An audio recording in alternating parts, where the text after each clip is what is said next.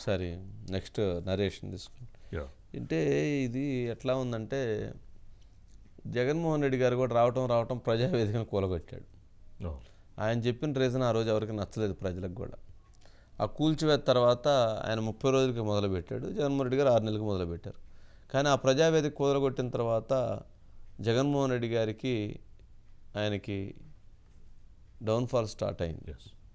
ఆయన వెనకబట్టం మొదలుపెట్టారు, ప్రజల్లో వ్యతిరేకత మొదలైంది.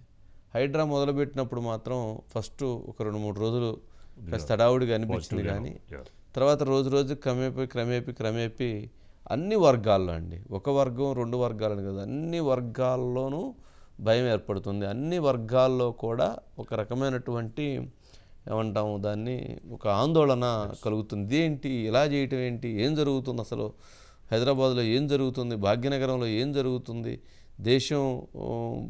భారతదేశంలోని అత్యంత వేగంగా అభివృద్ధి చెందినటువంటి హైదరాబాద్లో ఈ కూల్చివేతలు ఏంటి, ఈ నిర్మాణాలు, ఈ పగలగొట్టడం ఏంటి, ఎవరు ఢిల్లీ నుంచి ఎవరిన మిత్రులు ఫోన్ చేసినా ఏంది అసలు అట్లా జరుగుతుంది, అదేంటి అని చెప్పి అడుగుతున్నారు.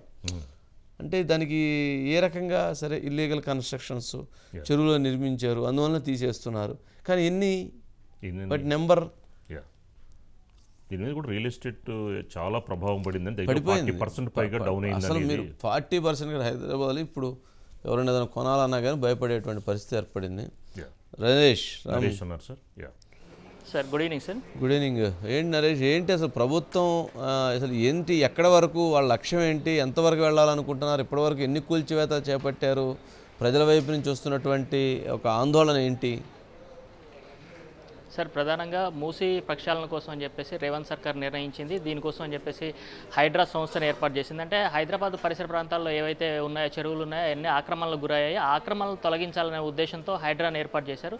అయితే మొదట్లో కొంత హైడ్రా మీద సానుకూలంగా, అంటే కూల్చివేతలు చెరువులకు సంబంధించి నాలాలకు సంబంధించి ఏమైనా ఆక్రమణలు ఉంటే వాటిని ఎంక్రోజ్ని తొలగిస్తుందో అంతా హైడ్రాని అభినందిస్తూ హైడ్రా కమిషనర్ను కూడా ప్రశంసలతో ముంచేశారు. అయితే రాను అంటే పేదల ఇళ్ళ అంటే అనుమతులు, అంటే ఒక శాఖకు సంబంధించిన అనుమతులు ఇచ్చారు. అంటే మున్సిపాలిటీ కానీ, హెచ్ఎండి కానీ, పంచాయతీ కానీ ఇవి అనుమతులు ఇచ్చారు. ఆ అనుమతులు ఇచ్చిన వాటిని హైడ్రా వచ్చేసి ఎలా కూల్చివేస్తుందనే ప్రశ్నలు ఇప్పుడు తలెత్తుతున్నాయి. దీంతో ఒక్కసారిగా ప్రజలు బెంబేలెత్తే పరిస్థితి ఉంది. అంటే మాకు ఇంతకుముందు ఇది ఎఫ్టీఎల్ అని తెలియదు, బఫర్ జోన్ అని తెలియదు, మాకు అనుమతులు ఇచ్చారు కాబట్టి మేము ఇక్కడ నిర్మించుకున్నాము. అంటే రూపాయి కష్టపడి ఇక్కడ సంపాదించుకున్న డబ్బులన్నింటిని తీసుకొచ్చి ఇక్కడ స్థలం కొనుక్కున్నాము. ఆ స్థలానికి బ్యాంక్ వాళ్ళు లోన్లు ఇచ్చారు. అంటే లీగల్గా అన్నీ ఉన్నాయి. అన్నీ ఉన్నప్పటికీ ఇది బఫర్ జోన్, ఎఫ్టీఎల్ జోన్ అని చెప్పేసి ఇప్పుడు ఎలా కూలుస్తారనే ప్రశ్నలు ఎక్కువగా తలెత్తుతున్నాయి. ఈ నేపథ్యంలోనే కొంతమంది బాధితులు, అంటే ఇప్పుడు ఎక్కడైతే కూల్చివేతలు జరుగుతున్నాయో ఆ ప్రాంతాల్లో ఆందోళనకు దిగుతున్నారు. రోడ్లపైకి వచ్చేసి ఎవరైతే సర్వేలకు వచ్చే అధికారులను కూడా అడ్డుకుంటున్న పరిస్థితి మనం చూడొచ్చు సార్. ప్రధానంగా ఏంటంటే ఇక్కడ మూసీ ప్రక్షాళన పేరుతో ఒకవైపు, తర్వాత హైడ్రా పేరుతో ఒకవైపు కొనసాగుతున్నాయి. దీంతో కొంత కన్ఫ్యూజన్ అనేది, జనాల్లో కొంత కన్ఫ్యూజన్ అనేది వచ్చేసింది. ఈ వ్యవహారం అంటే ఒక హైడ్రా కూల్చివేస్తుందా లేకపోతే మూసీ రివర్ ఫ్రంట్ కూల్చివేస్తుందా అనేది అర్థం కాని పరిస్థితి అయితే ఉంది. దీనిపై కొద్దిసేపటి క్రితం దానకిషోర్ కానీ, అంటే ప్రిన్సిపల్ సెక్రటరీ దానకిషోర్ కానీ, మూసీ రివర్ ఫ్రంట్కి సంబంధించిన దానకిషోర్, అదేవిధంగా హైడ్రా కమిషనర్ కూడా కొంత క్లారిటీ ఇవ్వడం జరిగింది. అయితే వీళ్ళు ఎంత క్లారిటీ ఇచ్చినా జనాల్లో మాత్రం ఒక అపోహ అయితే కొనసాగుతూ ఉంది. అంటే ఎక్కడ వీళ్ళు, అంటే సర్వే అధికారులు వచ్చి మార్క్ చేసి ఆ ఇంటినే కూల్చివేస్తారు, బుల్డోజర్లు వచ్చి కూల్చివేస్తాయి రాత్రికి రాత్రి అని చెప్పేసి మేము నిద్రలేని రాత్రులు గడుపుతున్నాం అని చెప్పి ప్రజలు ఆందోళన వ్యక్తం చేసిన పరిస్థితి ఉంది. ఈ నేపథ్యంలోనే రాజకీయ పార్టీలు కూడా ప్రజలకు అండగా ఉన్నాయి. అంటే ఇప్పటివరకు ఎన్నో ప్రభుత్వాలు మారుతూ వచ్చాయి. దాదాపు 20 నుంచి 30 సంవత్సరాల క్రితం వీళ్ళు కట్టుకున్న ఇళ్ళని ఇప్పుడు ఎలా కూలుస్తారు అంటే, ఇప్పుడు మీరు గతంలో కాంగ్రెస్ ప్రభుత్వం ఉంది, వాళ్ళు అనుమతులు ఇచ్చారు, మళ్ళీ ఇప్పుడు మీరు కాంగ్రెస్ ప్రభుత్వం మీరు ఎట్లా కూల్చివేస్తారనే ప్రశ్నలు కూడా తలెత్తుతున్న పరిస్థితి ఉంది సార్.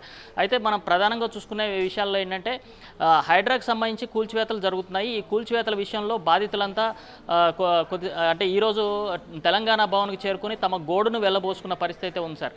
అంటే ప్రధానంగా ఏంటంటే అనుమతులు ఇచ్చారు, ప్రభుత్వ శాఖకు సంబంధించిన వాళ్ళే అనుమతులు ఇచ్చారు. అనుమతులు ఇచ్చిన వారిపై యాక్షన్ తీసుకోకుండా మా మీద ఎందుకు చర్యలు తీసుకున్నారు, మా గూడు ఎందుకు కూలగొట్టుకున్నారు? మధ్యతరగతి ప్రజలకు సంబంధించి ఒక సొంత ఇల్లు అనేది ఒక కళగా ఉంటుంది. ఆ కళని మేము రూపాయి కూడా తీసుకొని బ్యాంకుకి ఈఎంఐ చెల్లించుకుంటూ మేము ఇల్లు కట్టుకున్నామా, ఆ ఇంటిని మీరు ఎలా వచ్చి కూల్చివేస్తారు అని చెప్పి ప్రశ్నలు తలెత్తుతున్నాయి. బాధితులు చాలామంది తమ గోడు వెళ్ళబోసుకుంటుంటే అది రాజకీయ నాయకులు కూడా కొంత కన్నీరు పెట్టుకోవాల్సిన పరిస్థితి అయితే ఉంది సార్. Okay, right.